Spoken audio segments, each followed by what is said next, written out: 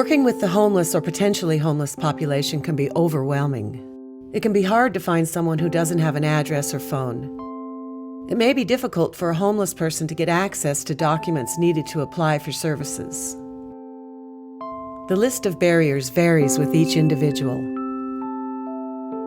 For many of those who provide services, though, the rewards far outweigh the challenges. There's one woman who came to Wish,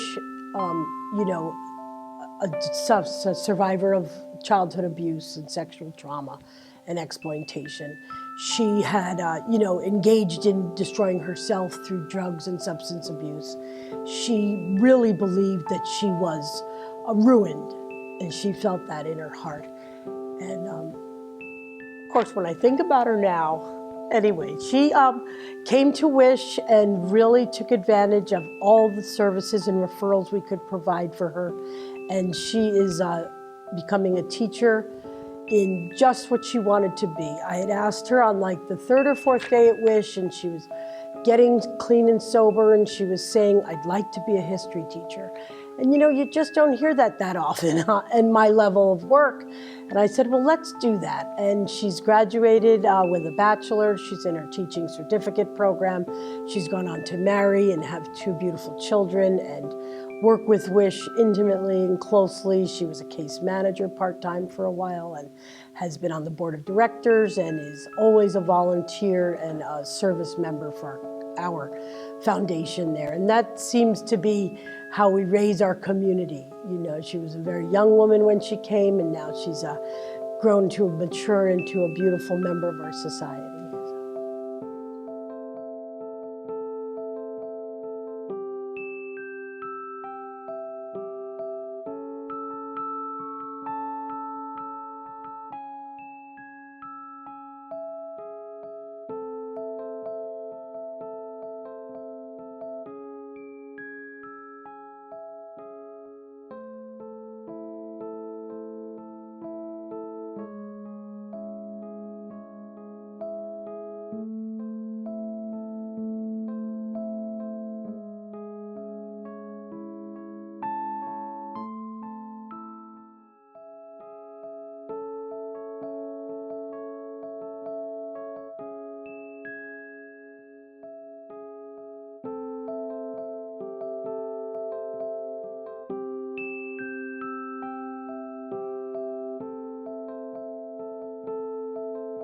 Simone Taylor has worked for more than 2 decades with the homeless.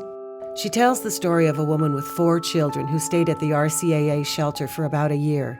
The client had lost her home when her husband gambled away the family's resources. The woman has stayed in touch with Simone and today reports all 4 of the children have graduated from college.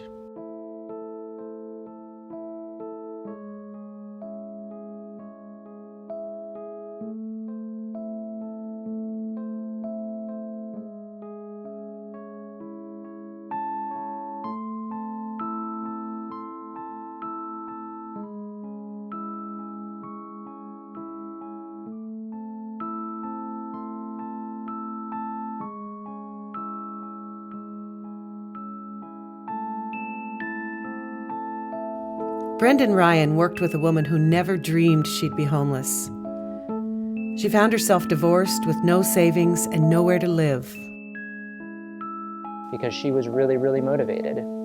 She took very seriously what we did in case management, put in the housing applications, worked on saving money, which is one of the main components of what people do while they're at the MAC. Saved money, put in housing applications, did her chores, did her classes, and was really looking to help new families who were coming into the MAC, and I loved that part about her.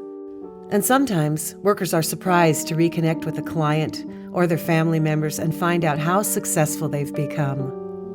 I contacted a parent of a girl that lived in our residential programs in 2003, and because we're getting rid of old files, and I came across this file, and I called the mom, and she just was ecstatic to tell me how well her daughter's doing and how much the Youth Service Bureau was a part of it.